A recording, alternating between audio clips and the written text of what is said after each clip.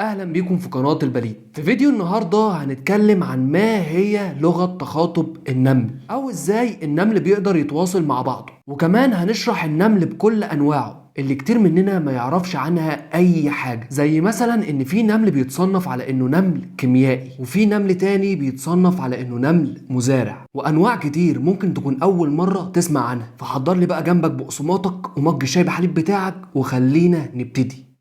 في بداية كلامنا كده خلينا الأول ندعي بالرحمة للدكتور مصطفى محمود رحمة الله عليه، لأن المقال اللي معمول منه حلقة النهاردة هو اللي كان كاتبه، فنقول الله يرحمه وندخل في محتوى فيديو النهاردة اللي هنتكلم فيه عن النملة، اللي هي من الرغم من إنها عبارة عن حشرة صغيرة جدا ما يزيدش حجمها عن ملي، إلا إنها مهندسة معمارية جبارة تقدر تبني القلاع والحصون والمخازن، وكمان تقدر تهندس بدرومات كاملة تحت الأرض. وخليني أقول لك كمان إن النمل بيبقى أنواع، وكل نوع بيبقى شغال في شغلانة معينة وفي تخصص معين. وأول نوع معانا وهو النمل المزارع، وده وظيفته إنه يجمع فتافيت الورق القديم ويحطها في مكان فيه مية لحد ما يعفن، وبعد كده ياخد الفتافيت دي يعمل منها سمات صالحة للزراعة، وبعدين ياخد الأسمدة دي يزرع عليها نبات اسمه نبات عش الغراب، وبعد ما النبات ده يطلع بيروح حصده وحطه في المخازن بتاعته. وده كان النمل المزارع. نيجي بقى لتاني نوع نمل معانا وهو النمل الكيميائي، وده وظيفته انه بيجيب فتافيت الخشب ويمضغها، وبعد ما بيمضغها بيحولها لكرتون من نوع معين، وبعد كده ياخد الكرتون ده ويعمل منه طراز معماري للمباني والقصور بتاعته. وده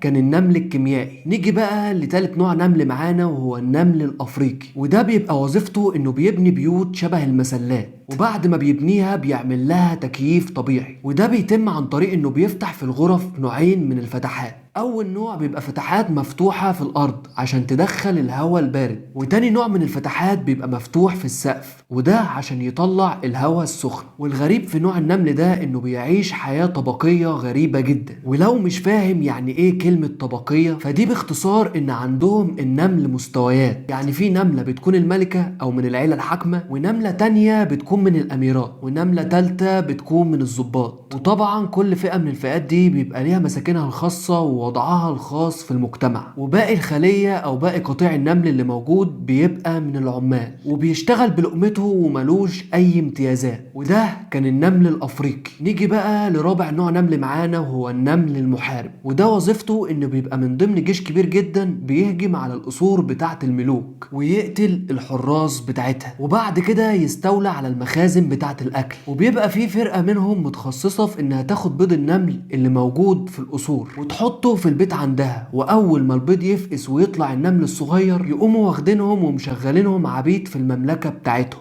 وده كان النمل المحارب. نيجي بقى لاخر نوع نمل معانا وهو النمل الراعي، وده ببساطة وظيفته انه بيربي قطيع كبير من حشرة اسمها حشرة المن، وبيحلبها وبيعيش على الافرازات السكرية اللي بتفرزها، وبس كده ما بيعملش حاجة تانية. ودي كانت بعض انواع النمل اللي العلماء اكدوا على وجودها، وكمان اكدوا على ان في لغة تخاطب للنمل، ومن غير اللغة دي كان هيبقى صعب انهم يقدروا يوزعوا الوظائف على بعض او حتى يعملوا نظام اجتماعي يعرفوا يفرقوا بيه بين الملكة والعبيد. والكلام ده كان طالع من علماء البيولوجيا اللي قالوا ان النمل بيبقى ليه لغة تخاطب بتخليهم يقدروا يتواصلوا مع بعض، وده بيبقى عن طريق البوس. والله هما اللي قالوا كده، عن طريق البوس. حتى تعالى نقرا مع بعض. وعلماء البيولوجيا يقولون أن النمل يتخاطب عن طريق القبلات بلغة كيميائية خاصة يفرزها مع اللعاب، وبدل الحروف المنطوقة هناك درجات وأنواع مختلفة من المذاق. يعني تخيل معايا كده انك نملة وقابلت البنت اللي بتحبها اللي هي برضو نملة، وعاوز تتواصل او تتكلم معاها، واول ما تقعدوا مع بعض تروح بيتهيألي انك مش هتبقى محتاج ان العلاقة تتطور اكتر من كده. يعني تخيل معايا كده اننا كبني ادمين نستبدل الكلام بالبوس. يا نهار ازرق. بالطريقة دي انت مش هتبقى محتاج تتقدم لها اصلا، لان ربع الحاجات اللي انت محتاجها منها وهي مراتك بتاخدها منها في التواصل عادي جدا، فهتتقدم لها ليه؟ وعشان انا شايف في عينيك انك زي ما تكون كده مش مصدق اي حاجة من الكلام اللي انا لسه قايله، فاحب اقولك انك ممكن بعد ما تخلص الفيديو تدخل على جوجل وتبحث عن مقال بيت النمل للدكتور مصطفى محمود، وساعتها هتتأكد من كل كلمة أنا قلتها. وبس كده فيديو النهاردة يكون خلص. لو الفيديو عجبك ما تنساش تعمل لايك، ولو انت أول مرة تشوفني اشترك في القناة وفعل زرار الجرس. ولو حابب انك تنضم لعائلة البليد وتكون من اول الناس اللي بتشوف الفيديوهات اول ما بتنزل، فاحنا بننزل على القناة هنا فيديو كل اسبوع، والفيديو ده بيكون يوم الخميس الساعة 7. فلو قررت انك تنضم للعيلة ابقى عرفني في الكومنتات تحت. وبما انك يا عسل يا سكر لسه مكمل الفيديو لحد دلوقتي، فانت اكيد فاضي وما عندكش حاجة تعملها. فلو كلامي ده صح، تعالى اضيع لك الفضا ده بحلقة كده كنت بتكلم فيها عن من هو ابن حميدو الحقيقي، وازاي قدر يفرض الضرايب على الولايات المتحدة الامريكية شخصيا، وهل شخصيته كانت تشبه الشخصية اللي قدمها الممثل اسماعيل ياسين ولا لا. فلو عايز تشوفها هتلاقي الرابط بتاعها في صندوق الوصف تحت. سلام عليكم.